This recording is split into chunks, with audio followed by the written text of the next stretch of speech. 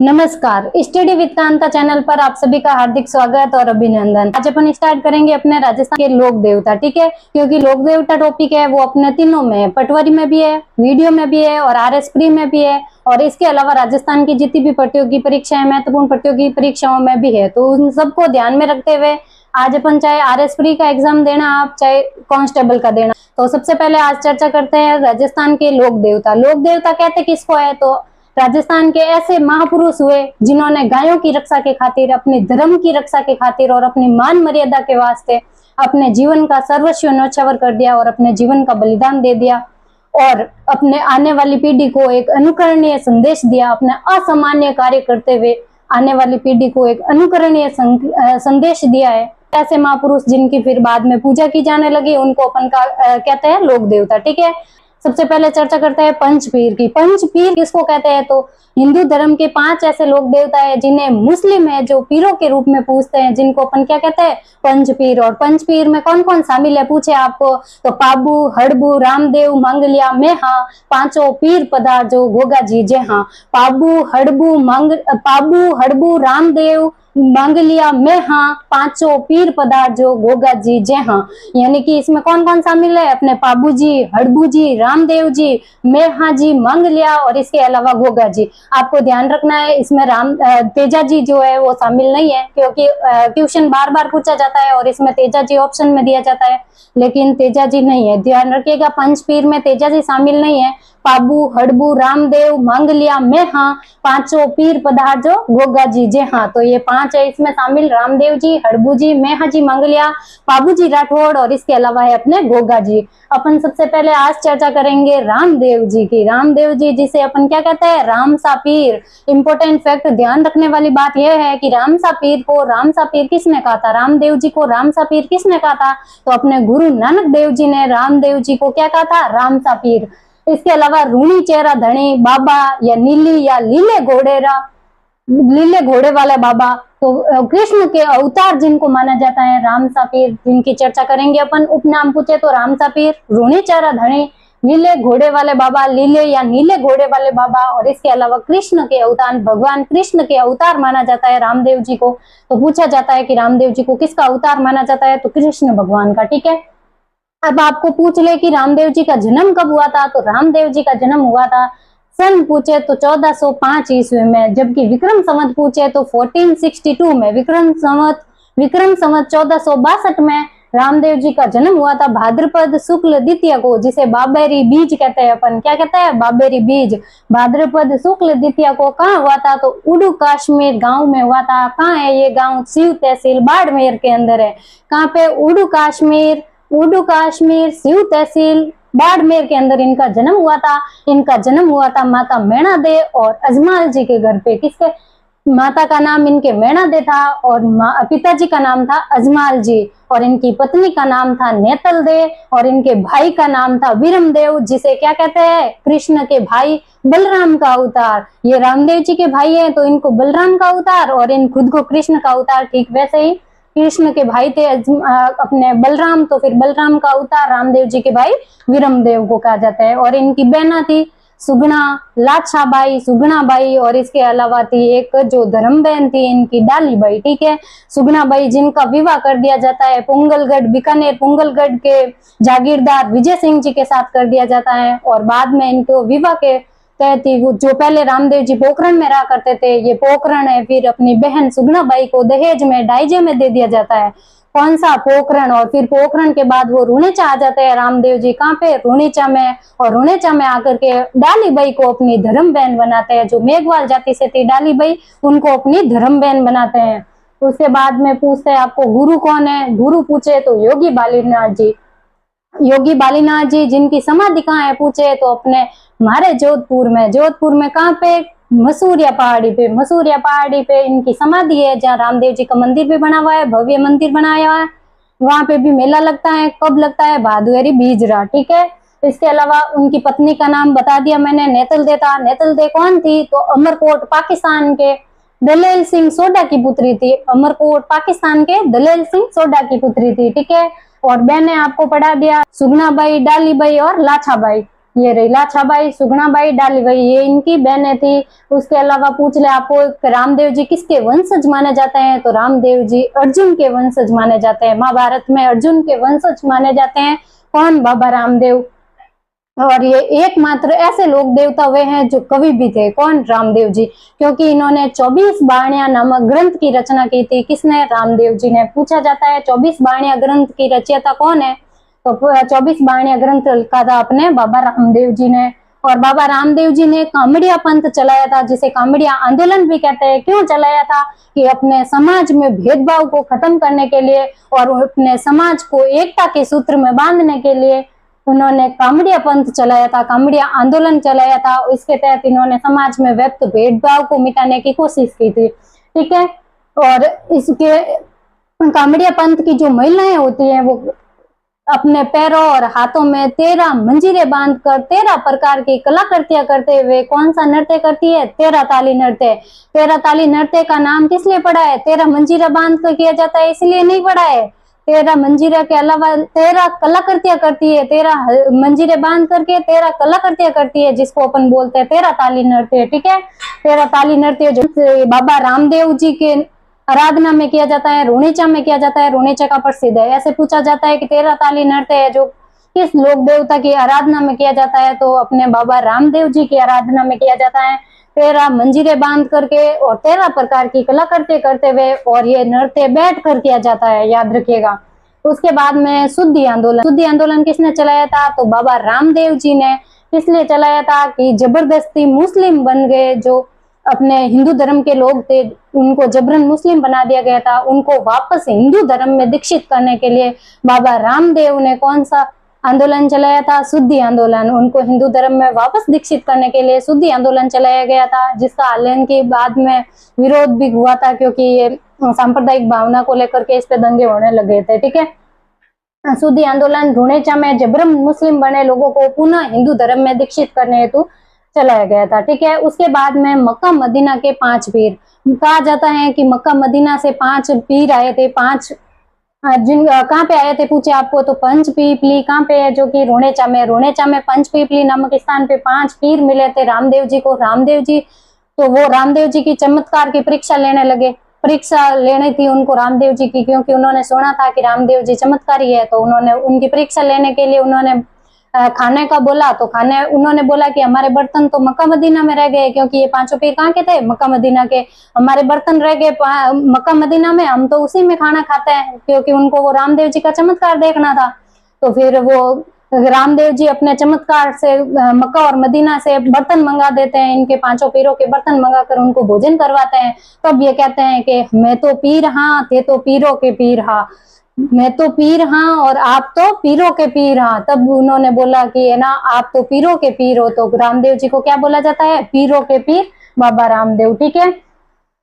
Mecca Medina के 5 पीर कहाँ मिले थे, पंचपीपली में, रुणेचा में। तो उन्होंने कहा था मैं तो पीर हाँ, आप तो पीरों के पीर हो। उसके बाद में पूछा आपको कि समाधि कब ली थी बाबा रामदेव जी ने, तो रामदेव जी ने समाधि ली थी 1458 में भाद्रपद शुक्ल एकादशी को रामदेव जी ने ली थी समाधि। कहाँ ली थी, तो झील थी अपने राम सरोवर झील। कहाँ है, रुणेचा में, राम सरोवर झील के किनारे, जहाँ इनका भव्य मंदिर बना हुआ है। समाधि जहाँ समाधि ली थी वही मंदिर बना हुआ है, ठीक है। और आपको पूछ ले कि इनसे जस्ट एक दिन पहले भाद्रपद शुक्ल दशमी को इनकी बहन जो कि धर्मबहन बनाई थी, इन्होंने किसको, डालीबाई को, जो मेघवाल जाति से थे, उन्होंने धर्मबहन बनाई थी। और उन्होंने इनसे रामदेव जी से जस्ट एक दिन पहले भाद्रपद शुक्ल दशमी को समाधि ली थी। इन्हीं के पास में यहाँ पे इसी झील के किनारे राम सरोवर झील के पास में ही रामदेव जी की जहाँ समाधि थी वही समाधि ली। दूसरे दिन रामदेव जी ने उन्हीं के पास में डालीबाई ने भी अपनी समाधि ली थी, ठीक है। उसके बाद में पूछ ले अपने रामदेव जी के मंदिर है जो कहाँ पे है, रुणीचा में। रुणीचा में जहाँ मंदिर है यहीं पे रामदेव जी ने समाधि ली थी। ये देखो राम सरोवर झील, झील के किनारे रामदेवरा मंदिर है, कहाँ पे है, रुणीचा में। इसके अलावा ये देखो रामदेव जी के जस्ट पास में डालीबाई का मंदिर है, जहाँ पे यहीं पे डालीबाई ने समाधि ली थी। और ये कहाँ पे है, तो राम सरोवर झील रुणीचा में है। उसके बाद में अपन को पूछ ले कि अपने रामदेव जी के मंदिर कहाँ कहाँ पे है पूरे भारत में, तो इम्पोर्टेंट मंदिर है, कुछ देख लीजिएगा। सबसे पहले सबसे प्रधान मंदिर पूछे तो रामदेवरा। कहाँ पे है रामदेवरा, क्योंकि रामदेव जी के मंदिर को क्या कहते हैं? देवरा। तो ये रामदेवरा कहाँ पे? प्रधान मंदिर जहाँ इनकी समाधि थी, रुणेचा में। रुणेचा याद रखेगा। और मेला पूछे यहाँ पे कब लगता है? तो भाद्रपद शुक्ल द्वितीया, बाबेरी बीज लेन 11 तक, भाद्रपद शुक्ल द्वितीया से भाद्रपद शुक्ल एकादशी तक मेला भरता है। और इस मेले को सांप्रदायिक सद्भावना का संगम कहा जाता है। रामदेव जी के मेले को सांप्रदायिक सद्भावना का संगम कहा जाता है, क्योंकि यहाँ पे विभिन्न प्रकार के धर्म के लोग, सभी लोग आते हैं रामदेव जी के मेले में। सभी धर्मों के लोग इनको पूजते हैं और इनके मेले में आते हैं, इसीलिए इस मेले को अपन क्या कहते हैं? सांप्रदायिक सद्भावना का संगम। उसके बाद में पूछ ले आपको छोटा रामदेवरा। छोटा रामदेवरा कहाँ पे है? तो अपने जूनागढ़ गुजरात में है। ये भी रामदेव जी का भव्य मंदिर है। यहाँ पर भी छोटा रामदेवरा, जूनागढ़ गुजरात में। इसके अलावा कुंडियास। कुंडियास कहाँ पे है? तो अजमेर में, जिसे अपन कहते हैं राजस्थान का मिनी रामदेवरा, राजस्थान का छोटा रामदेवरा या फिर राजस्थान का मिनी रामदेवरा किसको कहते हैं? कुंडियास, अजमेर में उसको। उसके बाद में सुरता खेड़ा। सुरता खेड़ा कहाँ पे है? चित्तौड़गढ़ में। यहाँ पर भी बाबा रामदेव जी का मंदिर बना हुआ है। इसके अलावा बिराटिया पाली। इसे ध्यान रखने की बात यह है कि अभी नए जिले बनने के बाद ये बिराटिया पाली वाला मंदिर पाली में ना होकर के कहाँ पे है? ब्यावर में। ब्यावर जिले में अभी बिराटिया मंदिर, यहाँ पे भी बाबा रामदेव जी का मंदिर है।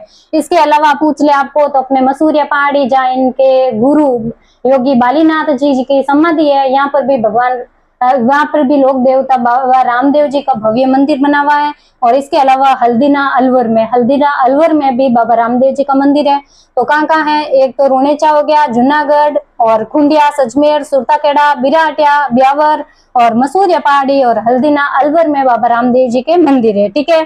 उसके बाद में पूछ ले आपको कि बाबा रामदेव जी के मंदिर को क्या कहते हैं? तो देवरा। और बाबा रामदेव जी के जो पैदल यात्री जाते हैं, जिन्हें अपन क्या कहते हैं? जातरू। और बाबा रामदेव जी का जो रात्रि का जागरण होता है, उसको क्या कहते हैं? तो जमा। और बाबा रामदेव जी के मूर्ति की पूजा नहीं होती है वहां पे उनके पूजा होती है पगलिया की। किसकी? बाबा रामदेव जी के पगलियों की पूजा होती है, चरण चिन्ह की पूजा होती है, जिन्हें क्या कहते हैं अपन? पगलिया कहते हैं। और बाबा रामदेव जी की ध्वजा जो कितने रंगों की होती है? पचरंगा ध्वजा होती है उनकी, 5 रंग की ध्वजा, जिसे अपन कहते हैं नेजा। और इसके अलावा मेघवाल जाति के भक्त जो क्या कहलाते हैं? रिखिया। रामदेव जी के मेघवाल जाति के भक्त कहलाते हैं रिखिया। मंदिर देवरा, ध्वजा पूछे तो नेजा, इसके अलावा पैदल यात्री पूछे तो जातरू, और इसके अलावा चरण चिन्ह जिन्हें कहते हैं अपन पगलिया, और रात्रि का जागरण पूछ ले तो हो जाएगा जम्मा। इसके अलावा पूछ ले आपको घोड़ले किसे को कहते हैं? तो घोड़ले है जो मंदिर में निर्मित जो कपड़े का घोड़ा है, जो मुख्यतः पोखरण में बनाया जाता है। कपड़े के घोड़े रामदेव जी के जो मंदिर में चढ़ाए जाते हैं, जो पीले और नीले रंग के होते हैं, जिन्हें अपन क्या कहते हैं? घोड़ले। मंदिर में कपड़े से निर्मित घोड़े चढ़ाते हैं और पोखरण में ये बनते हैं, और ये नीले और पीले रंग के होते हैं, जिन्हें अपन कहते हैं घोड़ले। इसके अलावा पूछ ले रामदेव जी से संबंधित तो आपको पूछ ले कि बाबा रामदेव पशु मेला कहाँ पे लगता है? तो नागौर में बाबा रामदेव पशु मेला लगता है, मानासर नागौर में। ठीक है। वो जो कि अपने नागौरी बैलों के लिए प्रसिद्ध है, बाबा रामदेव पशु मेला। ठीक है। इसके अलावा आपको पूछ ले कि बाबा रामदेव जी की फड़ है जो कौन बाजता है? तो फड़ है जो कामड़िया जाति के भोबो द्वारा बाजी जाती है। कौन? कामड़िया जाति के भोबो के द्वारा बाबा रामदेव जी की फड़ बाजी जाती है, और रावण हत्ता वाद्य यंत्र के साथ बाजी जाती है। ठीक है। और फड़ के साथ में जब गीत गाए जाते हैं, जिन्हें अपन क्या कहते हैं? ब्यावले। पूछा जा सकता है ब्यावले क्या है? तो फड़ के साथ गाए जाने वाले रामदेव जी के गीत क्या कहलाते हैं? ब्यावले। और कौन से वाद्य यंत्र के साथ फड़ बाजी जाती है रामदेव जी की? तो फिर हो जाएगा रावण हत्ता। और कौन सी जाति के भोपे बाजते हैं? तो कामड़िया जाति के भोपे। सबसे पहले हड़बुजी सांखला, जिनका जन्म हुआ था बुडोल गांव नागौर में। कहाँ पे? बुडोल गांव नागौर में इनका जन्म हुआ था। और ये बाबा रामदेव जी के मौसेरे भाई थे। बाबा रामदेव जी के मौसेरे भाई थे, और इनके गुरु भी गुरु बालीनाथ जी थे। और बाबा रामदेव जी के गुरु भी, जिनकी चर्चा कल अपन ने की है, बालीनाथ जी थे, क्योंकि इन्होंने रामदेव जी के कहने पर ही योगी बालीनाथ जी को अपना गुरु बनाया था। और इनके माता पिता का नाम पूछ ले तो इनके पिताजी का नाम था मेहाजी सांखला, और इनकी माताजी का नाम था लादे कंवर भटियाणी। मेहाजी सांखला पिताजी थे, और माताजी पूछे तो लादे कंवर भटियाणी इनकी माताजी का नाम था। रामदेव जी के मौसेरे भाई थे, और अपने राव जोधा के समकालीन थे। मारवाड़ के शासक राव जोधा, जिन्होंने मेहरानगढ़ दुर्ग का निर्माण करवाया था, उनके समकालीन थे। कौन? हड़बुजी सांकला। और इनकी कर्म स्थली पूछे आपको तो बेंगथी गांव फलोदी। फलोदी नया जिला बन गया है, तो पहले जोधपुर में था, अब फलोदी खुद नया डिस्ट्रिक्ट बन गया है, ठीक है। बेंगथी गांव कर्म स्थली थी इनकी, जबकि जन्म हो रहा है इनका बुडोल गांव नागौर में, ठीक है। इनका वाहन पूछ ले आपको, कौन सा वाहन था इनका, तो गिद्धड़, जिसे भेड़िया या सियार भी कहते हैं, तो इनका वाहन था सियार, ठीक है। और ये क्या करते थे, तो इन्होंने जीवन भर पंगु गायों की रक्षा की और बैलगाड़ी के माध्यम से ये चारा लाते थे, इसीलिए इनके आज भी बैलगाड़ी की पूजा की जाती है, जिस बैलगाड़ी से वो पंगु गायों के लिए चारा लाते थे। और गायों के चारा लाते हुए और गायों के जीवन की रक्षा के अपने प्राण इन्होंने न्यौछावर कर दिए। अपने पूरा जीवन इन्होंने पंगु गायों के लिए समर्पित कर दिया था। और इन्हें शकुन शास्त्र के ज्ञाता माना जाते हैं। शकुन शास्त्र के ज्ञाता पूछे तो कौन से लोक देवता है, तो हड़बुजी सांकला, ठीक है। उसके बाद में पूछे आपको इन्होंने समाधि कब ली थी, तो इन्होंने भी बाबा रामदेव जी के समाधि, बाबा रामदेव जी ने समाधि कब ली थी, कल चर्चा की थी अपन ने, भाद्रपद शुक्ल एकादशी को समाधि ली थी बाबा रामदेव जी ने। और इन्हीं के 8 दिन बाद में हड़बुजी सांकला ने भी समाधि ले ली थी, ठीक है। और इनका मंदिर पूछ ले आपको कहाँ पे है, तो इनका मंदिर है जहाँ इनकी कर्म स्थली रही है, बेंगटी गांव फलोदी में इनका मंदिर है, जहाँ इनके बैलगाड़ी की पूजा की जाती है, जिस बैलगाड़ी की जिनसे वो लाते थे पंगु गायों के लिए चारा लाते थे, ठीक है। ये वही बैलगाड़ी है जिसे ये अपने पंगु गायों के लिए चारा लाते थे, इसी बैलगाड़ी की पूजा होती है। और यहाँ पे इनकी समाधि है और प्रमुख मंदिर भी यही है, बेंगटी गांव फलोदी। और मेला पूछ ले कब बढ़ता है, तो भाद्रपद शुक्ल चतुर्दशी को यहाँ पे मेला बढ़ता है। तो हड़बुजी सांकला याद रखिएगा, मेला भाद्रपद शुक्ल चतुर्दशी। उसके बाद में चर्चा करते हैं मेहाजी मांगलिया की। मेहाजी मांगलिया जिनका जन्म हुआ था जैसलमेर के मांगलिया परिहार में, जैसलमेर के मांगलिया परिवार में इनका जन्म हुआ था। किनके घर पे हुआ था, तो इनके माता जी का नाम था माता मायदेव और पिताजी का नाम था केलू जी और मायदे के घर पे इनका जन्म हुआ था। और कहाँ पे हुआ था पूछे तो जैसलमेर में हुआ था, लेकिन ये बाद में बापिनी जोधपुर में गोद आए थे। कहाँ पे, बापिनी जोधपुर में गोद आ गए थे। और इन्होंने अपने धर्म हेतु, अपने धर्म की रक्षा हेतु, अपनी मान मर्यादा की रक्षा हेतु और अपनी गो रक्षा हेतु अपने प्राण त्याग दिए थे, ठीक है। गोरक्षा के लिए इन्होंने जैसलमेर के शासक थे कौन, राणकदेव भाटी, इनके खिलाफ युद्ध करते हुए गायों की रक्षा के लिए अपना सर्वस्व बलिदान दे दिया था इन्होंने।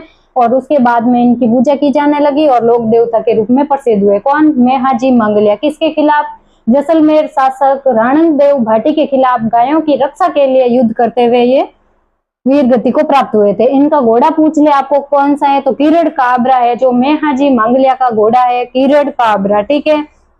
तो उसके बाद में पूछ ले कि इनका प्रमुख मंदिर कहाँ पे है, तो प्रमुख मंदिर है इनका बापिनी जोधपुर, जहाँ ये गोद गए थे, बापिनी जोधपुर में इनका मंदिर है। और मेला लगता है यहाँ पर मेहाजी की अष्टमी भाद्रपद कृष्ण अष्टमी, कृष्ण जन्माष्टमी के दिन, भाद्रपद कृष्ण अष्टमी के दिन, जिसे मेहा अष्टमी भी कहते हैं, इसी के दिन यहाँ पे मेला लगता है इनका। और इनके पुजारी, एक खास बात है कि इनके जो पुजारी या भोपे होते हैं इस मंदिर के, उनका वंश आगे नहीं बढ़ता है, इनके वंश में वृद्धि नहीं होती है, ये गोद लेकर अपना वंश आगे बढ़ाते हैं। तो आपको पूछा जा सकता है ऐसे कौन से लोक देवता है जिनके मंदिर के पुजारी के वंश वृद्धि नहीं होती है, वो गोद लेकर के अपना वंश आगे बढ़ाते हैं, तो मेहाजी मांगलिया याद रखिएगा। इसके अलावा आपको पूछ ले मंदिर बापिनी जोधपुर हो गया, ठीक है। राणकदेव भाटी के खिलाफ वीर गति को प्राप्त हुए थे युद्ध करते हुए, ये थे मेहाजी मांगलिया। हड़बुजी सांकला हो गए। उसके बाद में चर्चा करते हैं अपन गोगा जी के बारे में। गोगा जी जिसे सांपों के लोक देवता, जिंदा पीर, जहर पीर के नाम से जाना जाता है, लोग गोगा जी, जिनका जन्म कब हुआ था पूछे तो विक्रम संवत 1003 ईस्वी को किनका जन्म हुआ था, गोगा जी का। कहाँ पे हुआ था पूछे तो ददरेवा चूरू में 1003 ईस्वी में ददरेवा चूरू में इनका जन्म हुआ था। और इनके गुरु का नाम था गुरु गोरखनाथ जी। और इनके माता पिता का नाम पूछ ले तो माता जी का नाम था इनके बादशाह देवी और पिताजी का नाम था जोरावर सिंह जी, तो जेवर सिंह जी। माता का नाम पूछे तो बादशाह देवी और पिताजी का नाम पूछे तो जेवर सिंह जी, जेवर सिंह चौहान। और इनकी पत्नी का नाम पूछे तो इनकी 2 पत्नियां थी, एक तो यूपी से सुरियल जिनका नाम था सुरियल दे, इनकी पत्नी थी जो यूपी से थी। और एक पत्नी थी जिनका नाम था केलम दे, जो कोलूमंड की राजकुमारी थी। कोलूमंड अपने कहाँ पे है, फलोदी में। और जब ये शादी करके लौट रहे थे तो केलम दे को, जब ये शादी करके लौट रहे थे तो केलम दे को नाग द्वारा डस लिया गया था। तब गोगा जी को बहुत गुस्सा आ जाता है और उन्होंने अग्नि कुंड में नागों को मारना शुरू कर देते हैं और एक से एक लेकर के सारे नागों को अग्नि कुंड में डालकर जलाने लगते हैं। तब नाग देवता प्रकट होते हैं और केलमदे को वापस पुनः जीवित किया जाता है और फिर उनको एक आशीर्वाद दिया जाता है कि आप है ना सांपों के इलाज के रूप में फेमस होंगे। और फिर गोगा जी है जो सांप के इलाज के देवता के रूप में जाने जाता है, तो गोगा जी सांपों के लोक देवता इसी के बाद में माना जाता है। ठीक है, गोगा जी को सांपों का लोक देवता इसी के बाद में जब नाग देवता ने उनको आशीर्वाद दिया था कि आप सांपों के इलाज, सर्पदंश के इलाज के रूप में पहचाने जाएंगे। ठीक है, उसके बाद में इनकी पूजा की जाने लगी और इनके पुत्र पूछे तो केसरिया कुंवर जी है, ये भी लोक देवता के रूप में जाने गए केसरिया कुंवर जी। और इनके मौसेरे भाई थे अर्जुन और सर्जन। कौन? अर्जुन सर्जन इनके मौसेरे भाई थे जिनसे इनका युद्ध हुआ था गायों को छुड़ाने को लेकर के इनसे। और मुस्लिम थे इनके साथ में, अर्जुन सर्जन के साथ में, तो मुस्लिमों से और अर्जुन सर्जन से गायों की रक्षा के लिए इन्होंने युद्ध लड़ा था और इसी युद्ध के तहत ये वीर गति को प्राप्त हुए थे। और मोहम्मद, माना जाता है कि मोहम्मद गजनवी से इन्होंने 9 बार युद्ध लड़ा था और 9 बार ये विजय प्राप्त की थी। किसने? गोगा जी ने। गोगा जी ने महमूद गजनवी से 9 बार युद्ध लड़ा था और युद्ध लड़ते लड़ते वीर गति को प्राप्त हुए थे। वीर गति को प्राप्त होने से पहले ये कैसे लड़ रहे थे? देखो, इनकी धड़ अलग हो गई थी और सिर इनका अलग था और धड़ अलग थी, फिर भी ये युद्ध में लड़ रहे थे। तब मोहम्मद गजनवी ने इनका ये दृश्य देखकर इनको जहर पीर की संज्ञा दी थी, जहर पीर की उपाधि दी थी, जिसका अर्थ होता है साक्षात देवता के समान। किसने दी थी? मोहम्मद गजनवी ने। किसको दी थी? गोगा जी को। कौन सी उपाधि? जहर पीर की उपाधि, जिसका अर्थ होता है साक्षात देवता के समान। इनकी इसी बहादुरी के करते को मेहा जी ने, बिट्टू मेहा ने अपने रावले में उल्लेखित किया है। तो क्वेश्चन पूछा गया है कि बिट्टू मेहा के रावले में कौन से लोक देवता की बहादुरी के करते शामिल है? तो अपने गोगा जी के, क्योंकि इन्होंने एक सिर अलग होते हुए भी धड़ से अब युद्ध लड़ते रहे। और इनका ये सिर है जो आकर के कहाँ गिरा? जहाँ इनका जन्म हुआ था, ददरेवा चूरू में, जिसको शीश मेढ़ी कहा गया बाद में। कहाँ पे है? तो ददरेवा चूरू में। वहीं धड़ जहाँ गिरा था जिसको धुरमेड़ी कहा गया, जो कहाँ पे है? तो गोगा मेड़ी नौर हनुमानगढ़ में, जहाँ धड़ गिरी थी। और इन दोनों जगह पे इनका प्रसिद्ध भव्य मंदिर है। कहाँ कहाँ पे? ददरेवा चूरू में, जहाँ मेला लगता है गोगा नवमी को। गोगा नवमी कब होती है? तो भाद्रपद कृष्ण नवमी के दिन गोगा नवमी को यहाँ पे मेला भरता है। इसके अलावा पूछ ले धुरमेड़ी जहाँ कहाँ पे है? नौहर हनुमानगढ़ में है, जिसको गोगा मेड़ी कहते हैं। यहाँ पर भी मेला लगता है।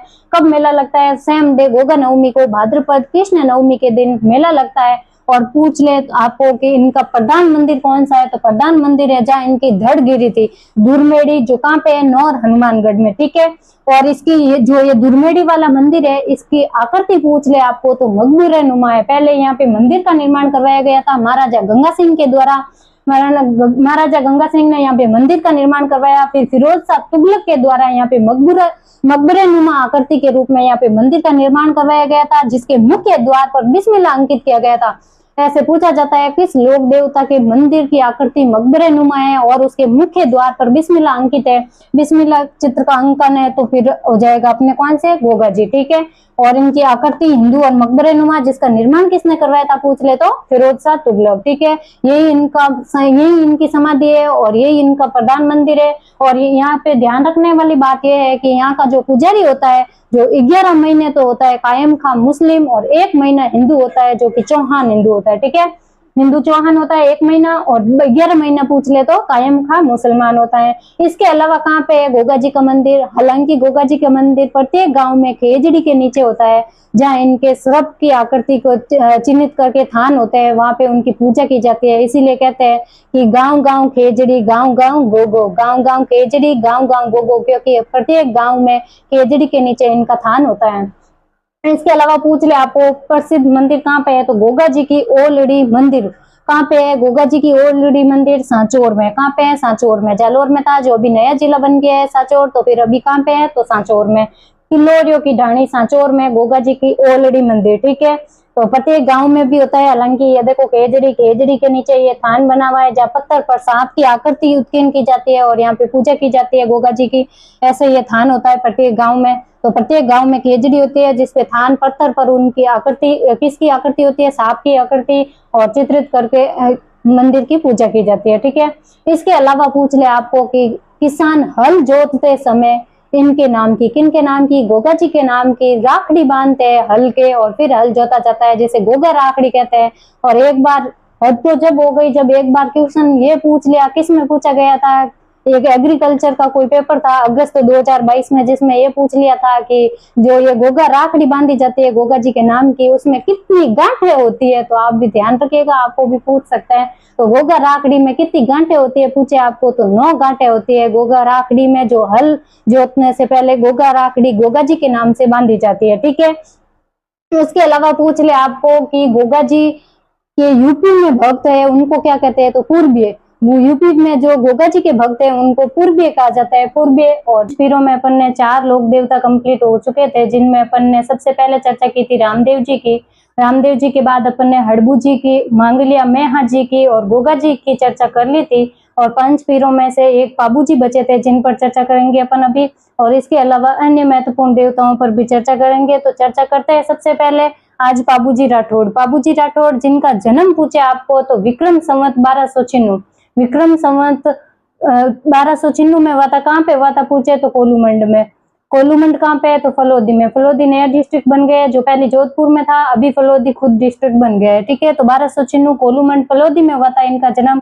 और पाबूजी राठौड़ को लक्ष्मण जी के अवतार माना जाता है, राम जी के भाई लक्ष्मण का अवतार किसको माना जाता है, पाबूजी राठौड़ को। इनको प्लेग रक्षक देवता के रूप में जाना जाता है, इनको ऊंटों के देवता के रूप में जाना जाता है, ठीक है।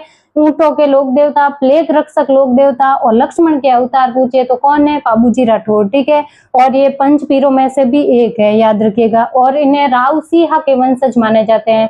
मारवाड़ के शासक राव सिंहा, जिन्होंने मारवाड़ राजवंश की स्थापना की थी, राव सिंहा, इनके वंशज माने जाते हैं कौन, पाबूजी राठौड़। इनके माता पिता पूछ ले कि इनका जन्म किन के घर पे हुआ था, तो कमला दे और दांदल देव राठौड़ के घर पे हुआ था। कमला दे इनकी माताश्री का नाम था, वहीं पिताश्री का नाम था इनके दांदल देव राठौड़, ठीक है। पत्नी पूछे तो पत्नी थी सुपियार दे, जो अमरकोट पाकिस्तान के सूरजमल सोडा की पुत्री थी। अमरकोट पाकिस्तान के सूरजमल सोडा की पुत्री कौन थी, सुपियार दे। और इनके सहयोगी भक्त पूछ ले आपको तो चांदा, डेरा, जिसे डामा भी कहते हैं, चांदा, डेरा और हरमल इनके सहयोगी भक्त थे। क्वेश्चन पूछा हुआ है कि इनके सहयोगी भक्त कौन कौन थे, तो चांदा, डेरा और हरमल इनके सहयोगी भक्त थे। और इनकी बहन थी गुलाब कंवर, जिनका विवाह कर दिया जाता है जायल के जागीरदार जिंदराव खींची के साथ में।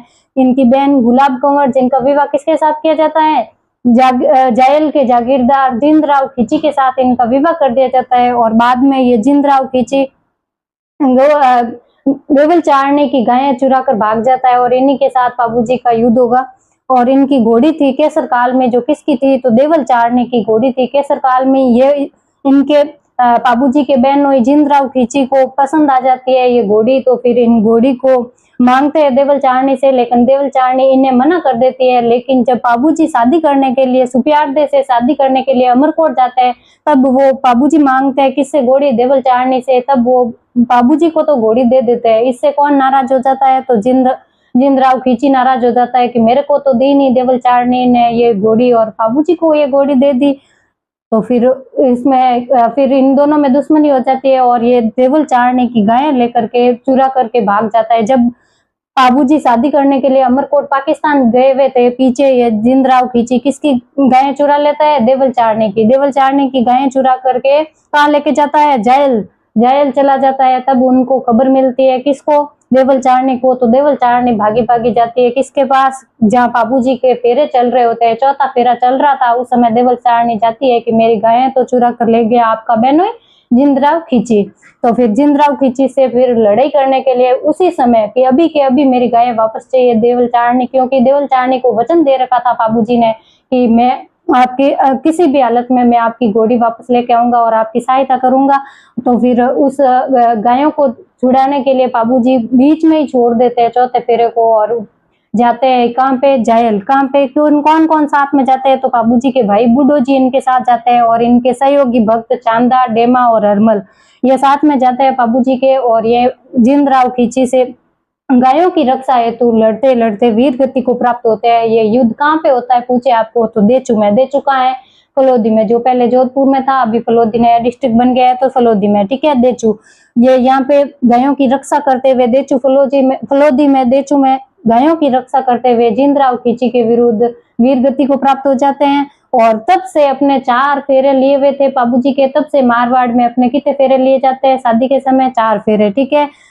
तो ये प्रचलन तभी से, बाबूजी 4 फेरे लिए थे बाबूजी ने, तो अभी भी 4 फेरे लिए जाते हैं, ठीक है। केसर काल में घोड़ी याद रखना, और देवल चार ने की थी ये घोड़ी, और किससे? जिंदराव खींची से युद्ध किया था। जिंदराव खींची कौन था? तो बाबूजी का बहनोई था, याद रखिएगा, ठीक है। और इसके अलावा इन्होंने नायक जाति के लोगों की रक्षा की थी। किससे की थी? कि गुजरात के शासक था अन्ना बघेला, इनसे बचाया था। किसको? नायक जाति के लोगों को गुजरात के शासक अन्ना बघेला से बचाया था। और मारवाड़ में ऊंट लाने का श्रेय पूछे आपको किसको जाता है? तो लोक देवता बाबूजी को जाता है, क्योंकि क्वेश्चन बार बार पूछा जाता है कि ये मारवाड़ में ऊंट लाने का श्रेय किसको जाता है? बाबूजी को, क्योंकि बाबूजी ने सिंहल द्वीप श्रीलंका से सबसे पहले अपने मारवाड़ में ऊंट लाए थे, और ऊंट ला करके किसको दिए थे? रेबारी राइका, रेबारी जाति को दिया था, जिसे राइका भी कहते हैं।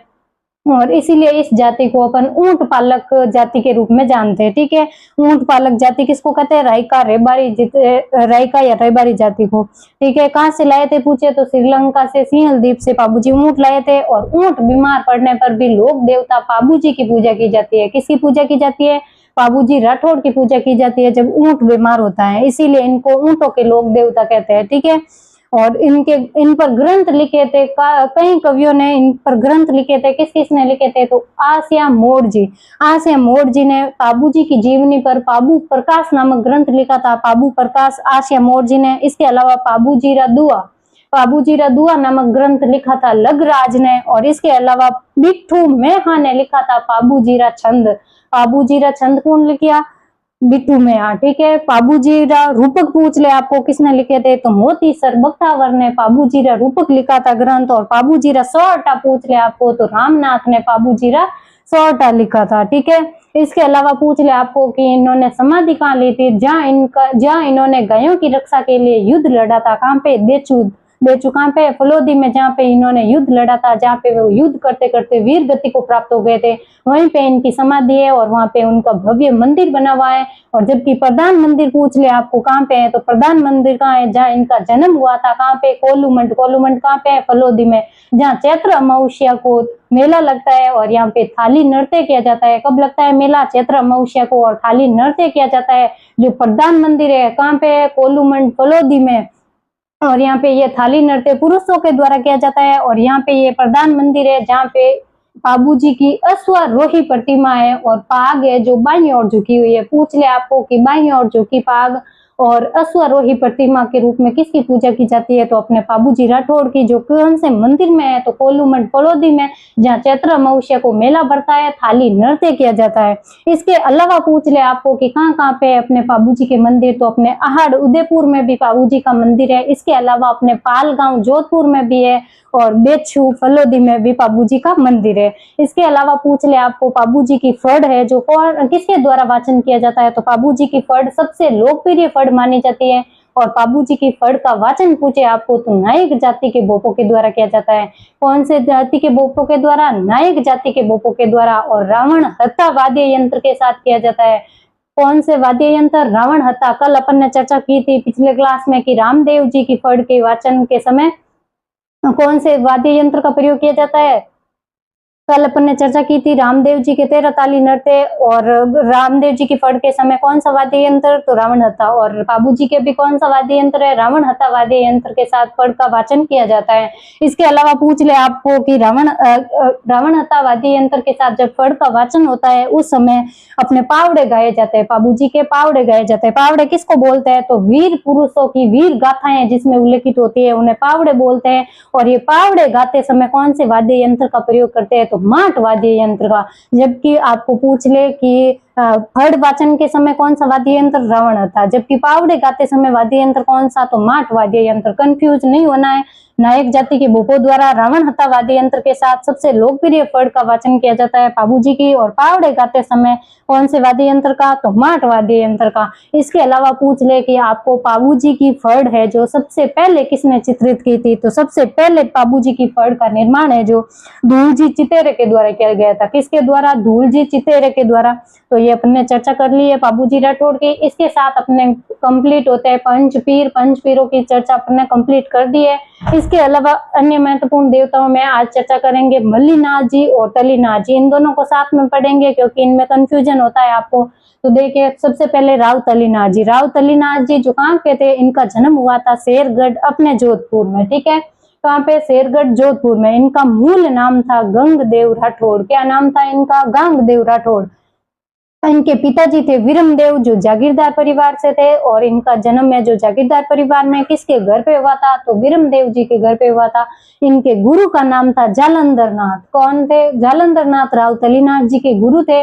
और इनकी समाधि या प्रधान मंदिर पूछ ले आपको किसका, तलीनाथ जी का, तो इनका प्रधान मंदिर या समाधि है अपने पांचोटा गांव जालोर में। कहाँ पे? पांचोटा गांव जालोर में। इसीलिए जालोर के प्रमुख लोक देवता के रूप में जाने जाते हैं तलीनाथ जी। और इसके अलावा ये प्रकृति प्रेमी देवता और ओरण के देवता के रूप में भी जाने जाते हैं। कौन? तलीनाथ जी। ठीक है, आपको पूछा जा सकता है कि ओरण के देवता के रूप में या प्रकृति प्रेमी लोक देवता के रूप में कौन से प्रसिद्ध है, तो तलीनाथ जी। ठीक है, याद रखिएगा। उसके बाद में राव मल्लीनाथ जी। राव मल्लीनाथ जी कौन थे, तो राव मल्लीनाथ जी अपने मारवाड़ के राठौड़ वंश के शासक थे।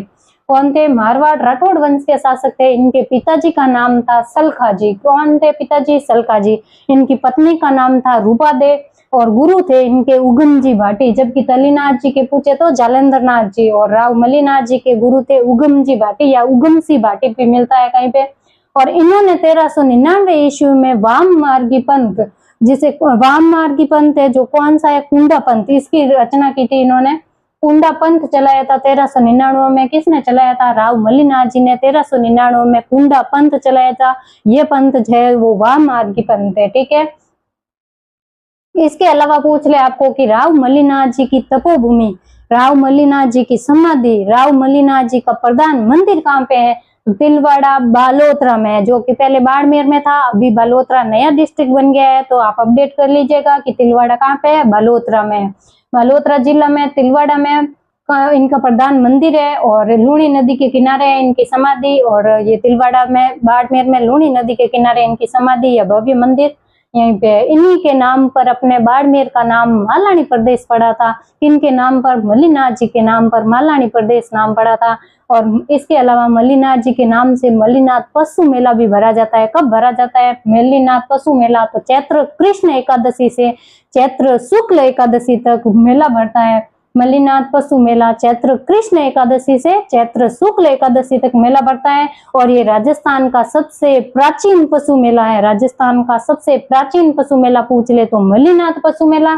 और यहाँ पे क्या होता है, थार, पारकर और कांकरेज नस्ल के पशुओं का क्रय विक्रय होता है। कौन से मेले में? मल्लीनाथ पशु मेले में।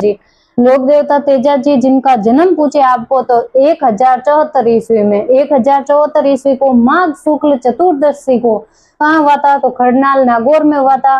खरनाल नागौर में माघ शुक्ल चतुर्दशी के दिन हुआ था और 1074 ईस्वी में हुआ था। तेजा जी जिन्हें धौलिया वीर कहते हैं, इनके उपनाम है धौलिया वीर। धौलिया वीर के नाम से प्रसिद्ध लोक देवता कौन से है पूछा जाता है, तो लोक देवता है अपने तेजा जी। ठीक है, नागों के लोक देवता, जबकि सांपों के लोक देवता कल अपन ने पढ़ा था गोगा जी, जबकि नागों के लोक देवता पूछ ले तो तेजा जी। इसके अलावा जाटों के कुल देवता और कृषि उपकारक लोक देवता और काला व बाला के लोक देवता इंपोर्टेंट है, याद रखिएगा। काला व बाला के लोक देवता और धौलिया वीर किसको कहते हैं, तो तेजा जी को कहते हैं लोक देवता तेजा जी, जिसे काला व बाला के लोक देवता और इसके अलावा धौलिया वीर। जन्म पूछ ले तो खड़गार नागौर में, खड़नाल नागौर में। और इनके माता पिता का नाम पूछे तो इनके माता जी थे रामकुंवरी और पिताजी थे तहाड़ जी। ठीक है, रामकुंवरी और तहाड़ जी इनके माता पिता थे। और इनकी बहनें थी दो, राजल और भोंगरी। कौन? राजल और भोंगरी इनकी दो बहनें थी। और इनके गुरु थे गुरु गोसाईनाथ जी। गुरु गोसाईनाथ जी इनके गुरु थे। और इनकी पत्नी थी पेमल, जो कि पनेर अजमेर की थी। बचपन में इनका विवाह हो गया था, विवाह हुआ था इनका पुष्कर में।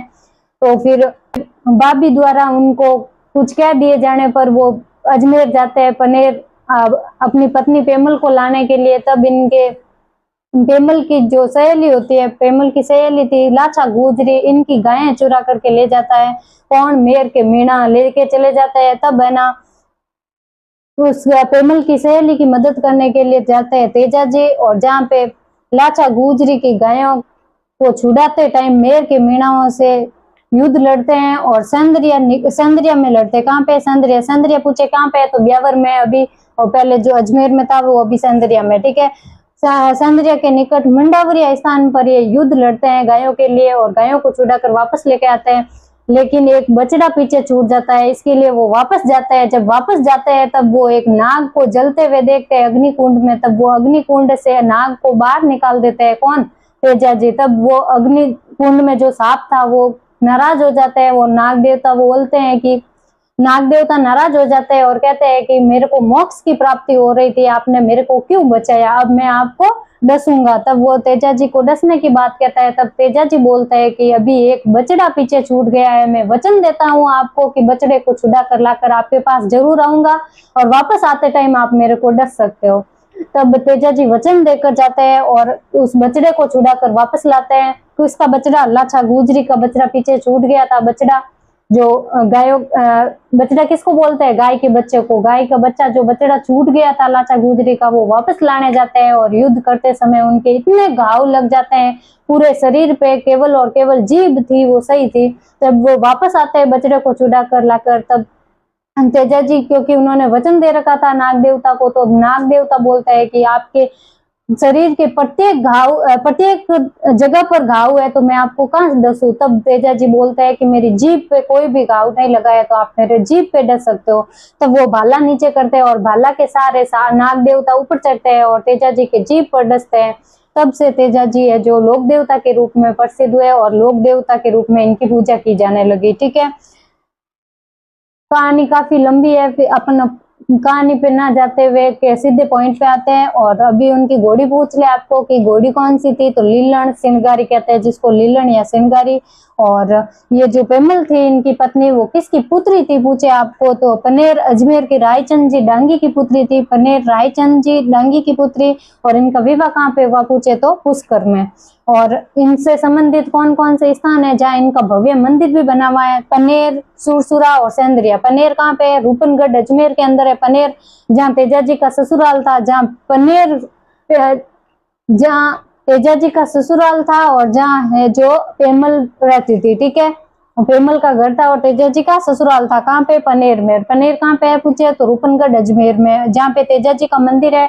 और यहाँ पे इस मंदिर में पुजारी पूछे तो माली जाति का पुजारी होता है। इसके अलावा सुरसुरा, सुरसुरा कहाँ पे है तो किशनगढ़ अजमेर में। ये नाग देवता के डसने से यहाँ पे तेजाजी की देह त्याग हो गया था। कब हुआ था देह त्याग? तो संवत 1160 ईस्वी में भाद्रपद शुक्ल दशमी के दिन तेजाजी का देह त्याग हो जाता है, जिसे तेजा दशमी पे कहते हैं। तेजा दशमी के दिन भाद्रपद शुक्ल दशमी को नाग देवता के डसने से सुरसुरा में यहाँ से जागती जोत या तेजाजी की जागीर निकाली जाती है।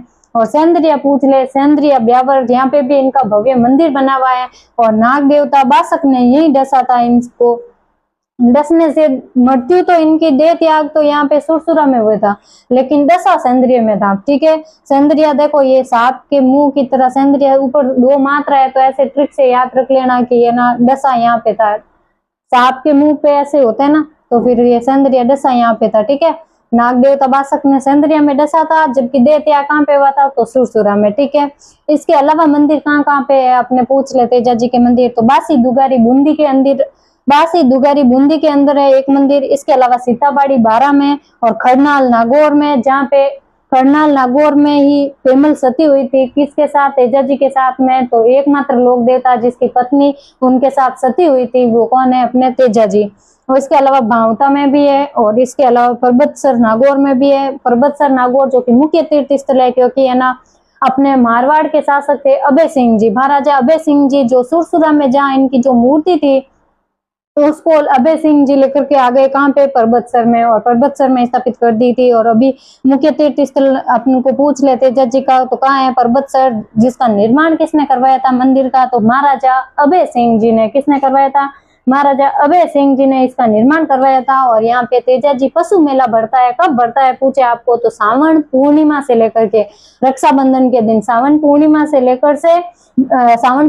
से लेकर भाद्रपद अमावस्या, जिसे अपन सत्य अमावस्या भी कहते हैं, तो रक्षाबंधन से लेकर के सत्य अमावस्या तक इनका मेला बढ़ता है, तेजाजी पशु मेला, जो आय और आमदनी की दृष्टि से सबसे बड़ा मेला है। आय और आमदनी की दृष्टि से तेजाजी पशु मेला सबसे बड़ा मेला है। ये हो गए अपने तेजा जी के मंदिर। कहाँ पे है तो पनेर, सुरसुरा, सेंद्रिया, बासी दुगारी, सीताबाड़ी, खरनाल, भावता और परबतसर। उसके अलावा पूछ ले कि घोड़ला किसको कहते हैं। घोड़ले कल अपन ने चर्चा की थी कि रामदेव जी के जो कपड़े के बनाए जाते थे, पोकरण में बनाए जाते थे, वो तो थे घोड़ले। जबकि घोड़ला पूछ ले किसको बोलते हैं तो तेजा जी के मंदिर के पुजारी जो सर्पदंश का इलाज करते हैं उनको क्या बोलते हैं तो घोड़ला बोलते हैं। उसके अलावा 2011 में तेजा जी पर 5 रुपए का डाक टिकट जारी किया गया था भारत सरकार के द्वारा। 2011 में तेजा जी पर 5 रुपए का डाक टिकट, जबकि राजस्थान सरकार द्वारा 2019 में तेजा दशमी के दिन सरकारी अवकाश घोषित किया गया था। तो अब 2019 में राजस्थान सरकार द्वारा तेजा दशमी को सरकारी अवकाश घोषित किया गया। और भावता गांव अजमेर में पूछ ले तो तेजा जी के नाम का एक सर्पदंश अस्पताल खुला हुआ है, बहुत बड़ा अस्पताल है। सर्पदंश अस्पताल कहाँ है? भावता गांव अजमेर में।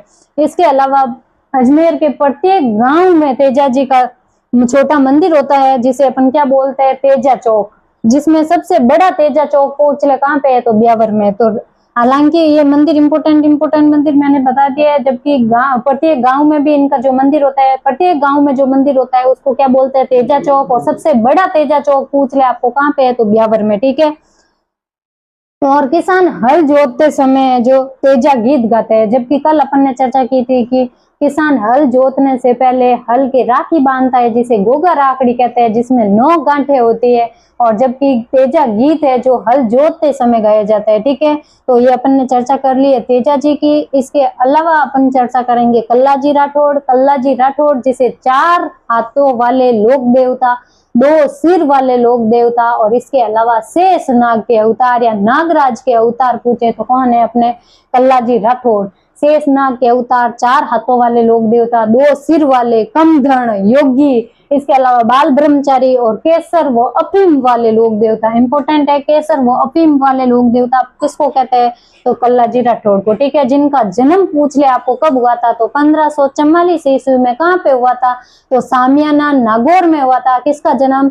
1544 सामियाना नागौर में वीर कल्लाजी राठौड़ का जन्म हुआ था। और इनके गुरु पूछ ले आपको तो योगी भैरवनाथ जी इनके गुरु थे। और इनके माता पिता पूछे तो श्वेत कंवर इनकी माताश्री थे।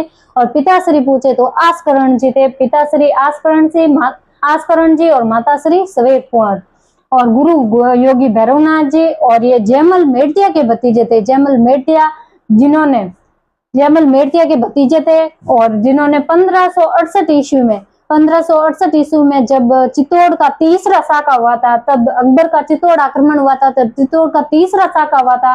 उस समय इन्होंने कबीर कल्लाजी ने अपने चाचा जयमल मेड़तिया को अपने कंधों पर बैठाकर युद्ध लड़ा था, क्योंकि जयमल मेड़तिया को है जो अकबर की संग्राम बंदूक से गोली लग गई थी पैरों पे, तो इन्होंने अपने कंधों पे बिठाया किसको? जयमल मेड़तिया को, और युद्ध लड़ते रहे। इसीलिए इनके जो 4 हाथ है, इसीलिए इनको 4 हाथ वाले लोक देवता और 2 सिर वाले, एक जयमल मेड़तिया और एक कल्लाजी, 2 सिर वाले लोक देवता और 4 हाथों वाले लोक देवता कहा गया, ठीक है। और ये कंधे पर बैठाकर युद्ध लड़ते हुए वीर गति को प्राप्त हुए और उसी के बाद इनके लोक देवता के रूप में पूजा की जाने लगी।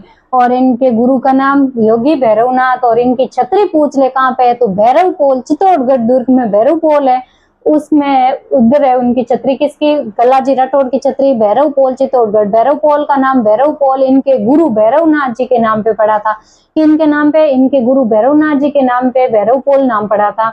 इसके अलावा कल्लाजी राठौड़ के मंदिर पूछ ले तो यूं तो कल्लाजी राठौड़ के बांसवाड़ा में लगभग 100 मंदिर है, ठीक है। बांसवाड़ा में लगभग 100 मंदिर है जहाँ भील जनजाति के लोग इनकी विशेष पूजा करते हैं। इसके अलावा 2 इंपोर्टेंट मंदिर पूछ ले आपको, रनेला गांव उदयपुर में जो इनका प्रधान पीठ है जहाँ भील पुजारी होता है और यहाँ पे केसर वो अफीम चढ़ाई जाती है। पूछा जाता है कि कौन से लोक देवता जिनके मंदिर में केसर और अफीम चढ़ाई जाती है तो अपने कल्लाजी राठौड़। जहाँ मेला बढ़ता है कहाँ पे? रनेला गांव उदयपुर में। कब बढ़ता है तो आश्विन शुक्ल अष्टमी और नवमी के दिन मेला बढ़ता है। और सामलिया गांव डूंगरपुर, दूसरा मंदिर इनका सामलिया गांव डूंगरपुर, जहाँ इनकी कल्लाजी राठौड़ की काले पत्थर की प्रतिमा है। काले पत्थर की प्रतिमा सामलिया गांव डूंगरपुर में। और इसके अलावा रनेला गांव उदयपुर में इनके मंदिर हैं। तो कल्लाजी राठौड़ जिनकी चर्चा अपन ने कर ली है। इससे पहले रूपनाथ जी जेड़ा। रूपनाथ जी जेड़ा कौन थे? तो ये पाबू जी के भतीजे थे और बुड्ढो जी के बेटे थे। बुड्ढो जी के तो बेटे थे और पाबू जी के भतीजे थे। तो इन्होंने अपने चाचा और अपने पिता की हत्या का बदला लिया था। किससे लिया था? तो पाबू जी ने किससे गायों के लिए युद्ध लड़ा था? जिंदराव खींची से। जिंदराव खींची से, जो जायल के जागीरदार थे। जायल के जागीरदार जिंदराव खींची को मार करके इन्होंने अपने पिता जो कि बुड्ढो जी थे और अपने चाचा जो कि पाबू जी थे, इनकी हत्या करके उनका हत्या का बदला लिया था। किसने? रूपनाथ जी जेड़ा, जिन्हें हिमाचल प्रदेश में बालकनाथ के रूप में पूछा जाता है, इंपोर्टेंट है, याद रखिएगा। रूपनाथ जी जेड़ा जो पाबू जी के भतीजे थे और बुड्ढो जी के पुत्र थे, और ये जायल के जागीरदार जिंदराव खींची की हत्या करके अपने चाचा और पिताजी की हत्या का बदला लिया था। और हिमाचल प्रदेश में इनको क्या कहा जाता है? बालकनाथ जी। ठीक है। उसके बाद में पनराज जी। पनराज जी ये गो रक्षक लोक देवता के रूप में जाने जाते हैं। इसके अलावा इनका प्रमुख मंदिर पूछ ले तो नगा गांव जैसलमेर में, और नगा जिसे अपन पनरासर भी कहते हैं, पनरासर जैसलमेर में किसका? पनराज जी का प्रमुख मंदिर भी वही है, इनका प्रमुख स्थान वहीं पे है, याद रखिएगा। फिर है हरिराम जी बाबा। हरिराम जी बाबा का बार बार क्वेश्चन पूछा जाता है। हरिराम जी बाबा जो कहाँ के थे पूछे आपको? तो जोड़ा गांव नागौर। कहाँ के? जोड़ा गांव नागौर के थे हरिराम जी बाबा, जिन्हें सर्पदंश निवारक लोक देवता के रूप में जाना जाता है। ये सर्पदंश का इलाज करते थे हरिराम जी बाबा। ठीक है। सर्पदंश निवारक लोक देवता, और इनके सांप के बॉम्बी की पूजा की जाती है। जो बिल होता है उसकी पूजा की जाती है इनके हरिराम जी बाबा के नाम से। ठीक है। बिल बॉम्बे की पूजा की जाती है किसके? हरिराम जी बाबा के, क्योंकि ये पूछा हुआ है क्वेश्चन। इसके बाद में बाबा झुंझार जी। झुंझार जी पूछे कहाँ के? तो अपने पूछ ले आपको झुंझार जी। इमली खट्टी होती है, ऐसे याद रख लिएगा। इमलो सिक्कर में है तो इमली खट्टी होती है। इमली खट्टी होती है तो अपने दांतों में झुंझार उत्पन्न होती है, झंझार उत्पन्न होती है, ऐसे झुंझार जी। झुंझार जी कहाँ पे? इमलोहा, इमली, इमलोहा, ऐसे याद रख लीजिएगा। और स्तंभों के रूप में इनकी पूजा की जाती है। इमलोहा सिक्कर में है। और मेला कब भरता है पूछे आपको? तो मेला भरता है रामनवमी को। और रामनवमी कब मनाई जाती है? तो चैत्र शुक्ल नवमी को का रामनवमी मनाई जाती है। ठीक है। मंदिर इमलोहा सिक्कर, मेला रामनवमी को, और स्तंभों के रूप में इनकी पूजा की जाती है। ये थे बाबा झुंझार जी। फिर वीर फत्ता जी। वीर फत्ता जी गो रक्षक लोक देवता के रूप में जाने जाते हैं। और ये कहाँ के थे पूछ ले आपको? तो सांथू गांव जालोर में इनका प्रमुख भव्य मंदिर बना हुआ है। कहाँ पे? तो सांथू गांव जालोर में। ट्यूशन पूछा हुआ है कि सांथू गांव जालोर के लोक देवता कौन से प्रसिद्ध है? तो वीर फत्ता जी है, जो गो रक्षक लोक देवता के रूप में प्रसिद्ध हुए थे। ठीक है। उसके बाद में वीर फत्ता जी के बारे में ये भी है कि है ना, वो लुटेरों से बचाया था इन्होंने। तो उन्होंने ये भी कार्य किया था। लुटेरों धन लूट कर लेके जा रहे थे तो उनसे वापस छीना था इन्होंने, वीर फत्ता जी ने। और लुटेरों से गांव वालों को बचाया था वीर फत्ता जी ने। और वीर बिग्गा जी पूछ ले आपको, तो वीर बिग्गा जी जिनका जन्म हुआ था रीडी गांव बीकानेर में, रीडी गांव बीकानेर में। और ये गो रक्षक लोक देवता के रूप में जाना जाता है। कौन है? वीर बिग्गा जी। ठीक है। इनका जन्म है जो कर्षक परिवार में हुआ था। इनका जन्म जाखड़ जाति के लोक देवता के रूप में प्रसिद्ध है। पूछा जा सकता है आपको कि जाखड़ जाति के लोक देवता कौन से हैं? तो अपने हो जाएंगे वीर बिग्गा जी, और कर्षक परिवार से थे। और रीडी गांव बीकानेर में इनका जन्म होता है। ठीक है। मामादेव, मामादेव जो कि बरसात के लोक देवता के रूप में प्रसिद्ध है। कौन? मामादेव, बरसात के लोक देवता। और इनका मंदिर नहीं होता है, एकमात्र लोक देवता है मामादेव जिनका मंदिर नहीं होता है, जबकि प्रत्येक गांव में और गांव के बाहर इनका मंदिर होता है। मंदिर इनका गांव में नहीं होता है, याद रखिएगा, एकमात्र लोक देवता है। और इसके प्रत्येक गांव के बाहर इनका मंदिर होता है। इन्हें बरसात के लोक देवता कहते हैं। बारिश के मौसम में अपन रेड कलर के जो देखते हैं उनको बोलते हैं अपन बरसात के मामा, वही है, उनको बोलते हैं बरसात के मामा। ठीक है। मामादेव, उनका मंदिर नहीं होता है। और इनका प्रत्येक गांव के बाहर में एक मंदिर होता है। और इनका काष्ठ का कलात्मक तोरण द्वार होता है, याद रखिएगा। काष्ठ का कलात्मक तोरण द्वार किसका होता है? तो मामादेव जी का। और इनको प्रसन्न करने के लिए, मामादेव जी को प्रसन्न करने के लिए भैंसे की बलि दी जाती है। ऐसे कौन से लोक देवता है जिन्हें प्रसन्न करने हेतु भैंसे की बलि दी जाती है? तो वो है अपने मामादेव, जिनका मंदिर नहीं होता है, कलात्मक तोरण द्वार होता है लकड़ी का। मामादेव के घोड़े बनाए जाते हैं मिट्टी के। कहाँ पे पूछ ले आपको? कि मामादेव के घोड़े हरजी गांव जालोर में बनाए जाते हैं। मिट्टी के घोड़े तो प्रसिद्ध है अपने हरजी गांव जालोर, जहाँ मामादेव के मिट्टी के घोड़े बनाए जाते हैं।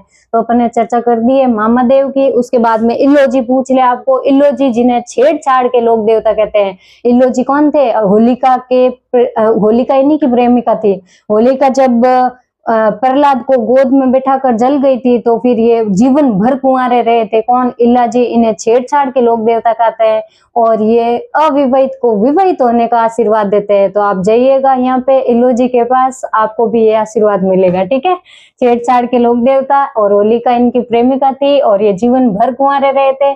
और आपको पूछ ले इलोजी की सवारी कहाँ पे है, तो बाड़मेर में। जबकि इलोजी की बारात पूछ ले कहाँ पे, तो जालोर में। इलोजी की सवारी तो बाड़मेर, बारात पूछ ले तो जालोर। यहाँ पे मातम रूप धारण करके यहाँ पे ये सवारी निकाली जाती है और इसके अलावा इनकी बारात निकलती है। ठीक है, और ये अविवाहित को विवाहित होने का आशीर्वाद देते हैं। तो आप इनके जाइएगा सवारी में भी और बारात में भी, आपको भी ये आशीर्वाद मिल जाएगा। ठीक है, भूरिया बाबा। उसके बाद में भूरिया बाबा। भूरिया बाबा जिन्हें मीणाओं के आराध्य देव कहते हैं। कौन? भूरिया बाबा, जिन्हें मीणाओं के आराध्य देव कहते हैं। और ये मीणा है ना, जो वो भूरिया बाबा की कसम खा करके झूठ नहीं बोलते हैं। ये फैक्ट याद रखिएगा कि ऐसी कौन सी जनजाति है जो भूरिया बाबा की कसम खा करके झूठ नहीं बोलते है, तो मीणा जनजाति।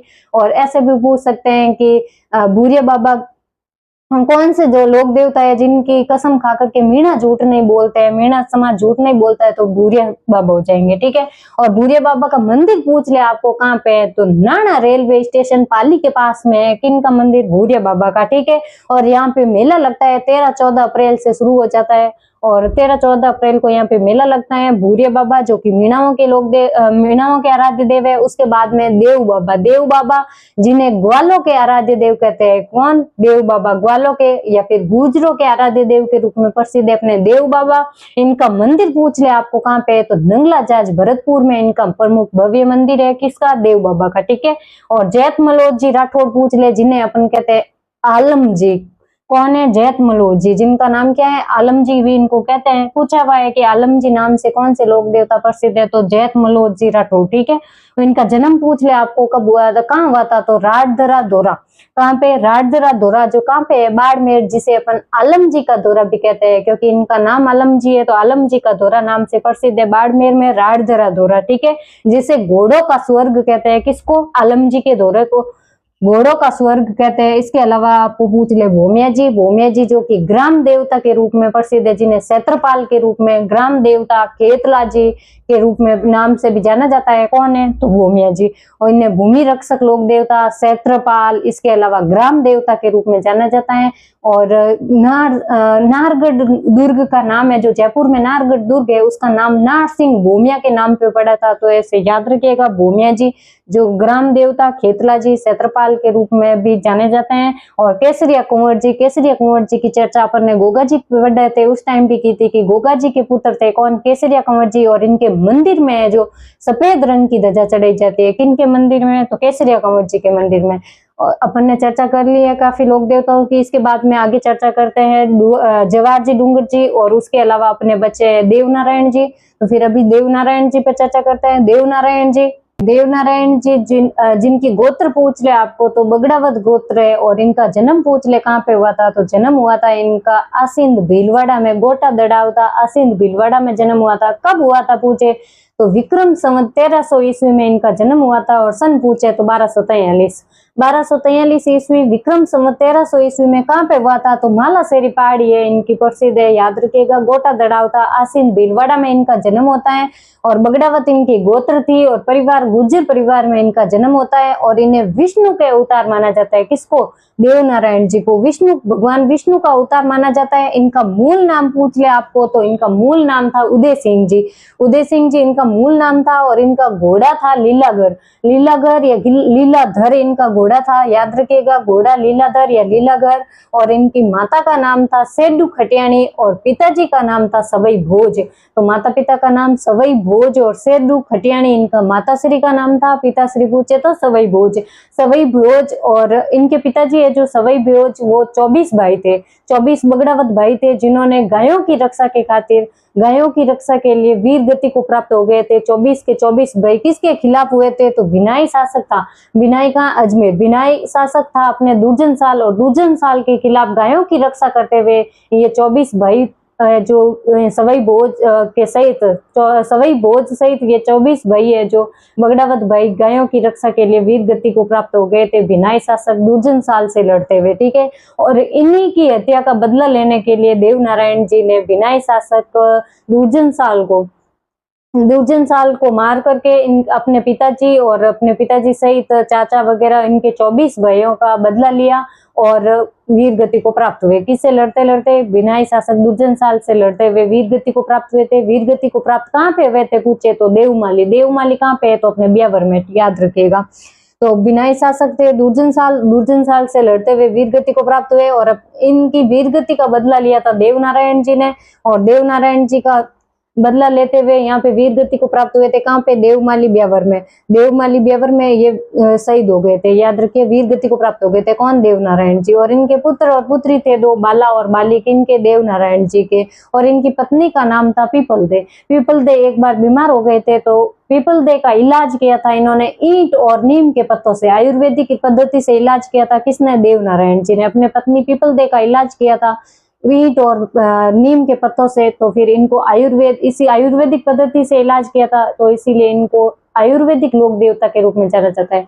पूछ ले आपको कि आयुर्वेद के लोक देवता किसको बोलते हैं, तो अपने हो जाएंगे देवनारायण जी, क्योंकि इन्होंने अपनी पत्नी पीपलदे जो कौन थी? धार नरेश जयसिंह जी की पुत्री थी। धार MP वहां के नरेश जयसिंह जी की पुत्री थी पीपलदे। इनका इलाज किया था इन्होंने नीम के पत्तों और ईंटों से।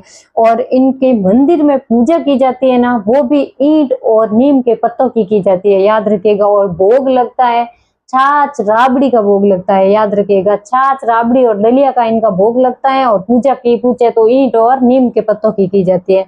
इनका भाई था मेहंदू इनका भाई था। जब भिनाई के शासक को इन्होंने मार गिराया था, किसको? दुर्जन साल को। अपने पिताजी से 24 भाइयों का बदला लेते समय उनको मार गिराया था। किनको? भिनाई शासक दुर्जन साल को। तो वहां भिनाई का शासक बनाया था इन्होंने अपने भाई मेहंदू को भिनाई का शासक बना दिया और खुद वीर गति को प्राप्त हो गए, ठीक है। और इसके अलावा पूछ ले आपको इनके मंदिर कहाँ कहाँ है, तो इनका प्रमुख और भव्य मंदिर पूछे तो मालासेरी पहाड़ी, जहाँ इनका जन्म हुआ था, गोटा दड़ाव था, आसिंद भीलवाड़ा में इनका प्रमुख भव्य मंदिर बना हुआ है, जहाँ पे नीम के पत्तों और ईंटों की पूजा की जाती है। इसके अलावा भोग पूछे आपको तो छाछ राबड़ी और दलिया का इनका भोग लगता है। पूछा जाता है कि छाछ राबड़ी और दलिया का भोग कौन से लोक देवता को लगता है, तो अपने देवनारायण जी को लगता है, ठीक है। और यहाँ पे मेला पूछ ले आपको तो भाद्रपद शुक्ल सप्तमी को देवनारायण जी का मेला भरता है आसीन भीलवाड़ा में। और भोग और नीम के पत्तों और ईंट की पूजा की जाती है। मंदिर कहाँ पे है? ये भव्य मंदिर आसीन भीलवाड़ा में, ठीक है। सेकंड मंदिर पूछ ले कहाँ पे है, तो देवमाली कहाँ पे है, तो अपने ब्यावर में, याद रखिएगा। देवमाली मसूदा तहसील ब्यावर में इनका मेला भरता है। इसके अलावा देव डूंगरी चित्तौड़गढ़ में भी इनका भव्य मंदिर बना हुआ है। और इसके अलावा देवधाम जोधपुरिया जो कहाँ पे है? निवई टोंक में इनका भव्य मंदिर बना हुआ है। देवधाम जोधपुरिया निवई टोंक में। और नगला जाज भरतपुर में भी इनका मंदिर बना हुआ है। ये इनके प्रमुख मंदिर थे देवनारायण जी के। कुल 5 मंदिर है। मालासेरी पहाड़ी आसीन भीलवाड़ा, इसके अलावा देवमाली जो कहाँ पे? ब्यावर में। इसके अलावा जोधपुरिया, देवधाम जोधपुरिया निवई टोंक में। देव डूंगरी पूछ ले तो चित्तौड़गढ़ में। और नगला जाज पूछ ले तो भरतपुर में। उसके बाद में क्वेश्चन पूछा जाता है, इंपोर्टेंट है फड़ से फिक्स है क्वेश्चन आना, हमेशा फड़ से ही पूछा है इन्होंने कि राजस्थान की सबसे लंबी और सबसे चौड़ी फड़ किसकी है, तो वो उसका नाम आता है उसमें देवनारायण जी, क्योंकि देवनारायण जी की जो फड़ है वो सबसे लंबी और सबसे चौड़ी फड़ है। इनकी लंबाई पूछ ले आपको तो 30 फीट इनकी लंबाई है फड़ की। 30 फीट तो इनकी लंबाई है फड़ की। और 5 फीट ये चौड़ी 5 फीट चौड़ी है इनकी फड़ और 30 फीट है जो लंबी है। और इन पे चित्रांकन पूछ ले किसका है, तो सांप और घोड़ा। इनके घोड़ा लीलाधर और सांप के आकृति का चित्रांकन है सर्वाधिक इस फड़ पर। और इसके अलावा इस पर डाक टिकट कब जारी किया गया था, तो 2 सितंबर 1992 को। 2 सितंबर 1992 को इसके देवनारायण जी की फड़ पर डाक टिकट जारी किया गया था। डाक टिकट कितने रुपए का किया गया था, इंपोर्टेंट है, याद रखिएगा, 5 रुपए का डाक टिकट जारी किया गया। जबकि आपको पूछ ले कि देवनारायण जी खुद पर, लोक देवता देवनारायण जी पर डाक टिकट कब जारी किया गया था, तो 2011 में, सन 2011 में देवनारायण जी पर डाक टिकट जारी किया गया। जबकि देवनारायण जी की फड़ पर पूछ ले आपको कब जारी किया गया था डाक टिकट, तो 2 सितंबर 1992 को इनके डाक टिकट जारी किया गया था। किस पर? फड़ पर, ठीक है।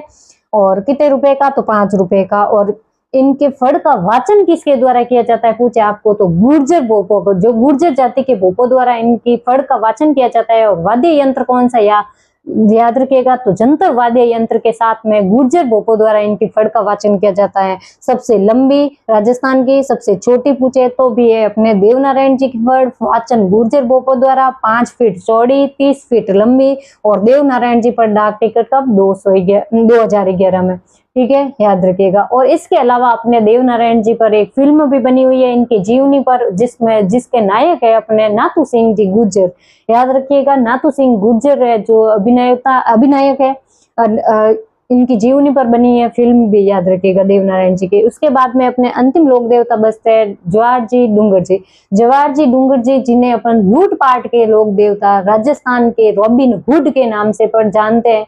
राजस्थान के रॉबिन हुड, लूटपाट के लोक देवता कौन, जवाहर जी डूंगर जी शेखावत है।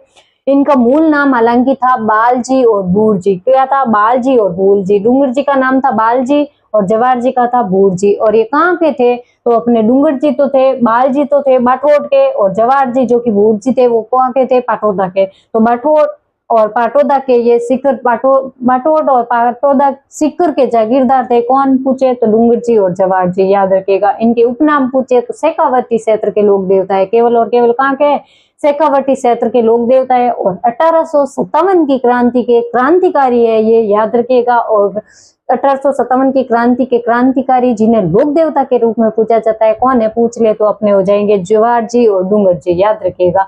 राजस्थान के रॉबिन हुड लूटपाट के लोक देवता और धाड़वी लोक देवता, इंपोर्टेंट है धाड़वी लोक देवता कौन है पूछे आपको, तो डूंगर जी और जवाहर जी को धाड़वी लोक देवता के रूप में जाना जाता है। ये कुछ डेट्स है, इंपोर्टेंट है, याद रखिएगा। 1836 में इन्होंने क्या किया था, तो शेखावटी ब्रिगेड को लूटा। इन्हें लूटपाट के लोक देवता क्यों कहते हैं, लूटपाट के लोक देवता इसलिए कहते हैं क्योंकि इन्होंने है ना अंग्रेजों से और अमीरों से धन लूट करके गरीबों में बांटा था, याद रखिएगा।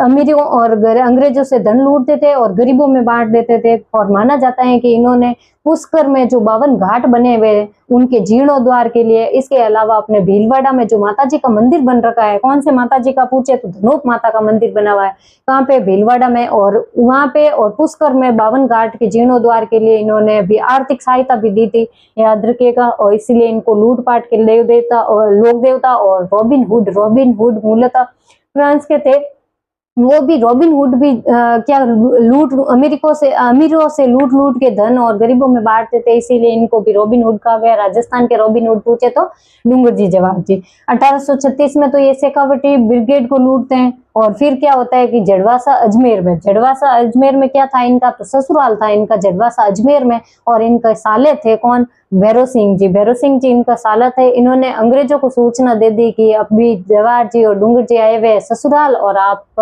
ले जा सकते हो इनको कैद करके। तो इनके साले द्वारा सूचना दी जाने पर, साले ऐसे होते हैं इसलिए नाम ही साला होता है, तो भैरू सिंह जी ने इनको सूचना दे दी थी कि जवाहर जी और डूंगर जी ससुराल आए हुए हैं। तो फिर वो उनको कैद करके लेके गए थे, किनको, जवाहर जी डूंगर जी को अंग्रेज यहाँ से कैद करके लेके जाते हैं। और 1838 में इनको आगरा दुर्ग में बंदी बना लिया जाता है, किनको, जवाहर जी और डूंगर जी को 1838 में आगरा दुर्ग में बंदी। और 1846 में लोट या जाट, कर्णा, सेफू, सावता और नाना मेहरा इनके साथी थे। कौन, लोट या जाट, कर्णा, सेपू, सावता और नाना मेहरा ने इनको छुड़वाया था। कहाँ से, इन्हें आगरा दुर्ग में बंदी बनाया हुआ था, वहां से इनको छुड़वा लिया जाता है। किनके द्वारा पूछे तो लोट या जाट, कर्णा, इंपोर्टेंट है, सेपू और सावता, याद रखिएगा। 1846 में इन्होंने सेवर जेल, जो कि भरतपुर में सेवर जेल को लूटते हैं ये 1846 में। और 1847 में ये नसीराबाद छावनी को लूटते हैं, जहां से सबसे पहले अपने 1857 की क्रांति की शुरुआत हुई थी राजस्थान में, नसीराबाद छावनी, जहां से नसीराबाद छावनी को इन्होंने लूटते हैं। 1847 में लूट लेते हैं ये कौन, जवाहर जी डूंगर जी। और इन्होंने ये बता ही दिया है कि धनोप माता मंदिर, भीलवाड़ा और पुष्कर के 52 घाटों के पूर्ण जीर्णोद्वार हेतु इन्होंने आर्थिक सहायता दी थी। इसके अलावा 1857 की क्रांति के दौरान इनको फांसी की सजा दे दी जाती है। इसी के साथ अपने लोक देवता हुए पूरे, और लोक देवता के साथ ये कंप्लीट होता है टॉपिक। तो फिर कैसी लगी आपको ये क्लास? अगर आपको क्लास पसंद आई है तो लाइक करिएगा, कमेंट करिएगा और अपने दोस्तों के साथ शेयर कीजिएगा। और क्लास की अगर पीडीएफ चाहिए आपको तो टॉपिक कंप्लीट होते ही आपको टेलीग्राम चैनल पर आपको इसकी पीडीएफ मिल जाएगी। डिस्क्रिप्शन में इसका लिंक दे रखा है और कमेंट बॉक्स में भी पिन किया हुआ है टेलीग्राम चैनल का लिंक, तो आप टेलीग्राम चैनल ज्वाइन कर लीजिएगा, वहां पे आपको पीडीएफ मिल जाएगी। ठीक है, तो मिलते हैं अपन अगली क्लास में नए टॉपिक के साथ। तब तक के लिए धन्यवाद। जय हिंद, जय भारत।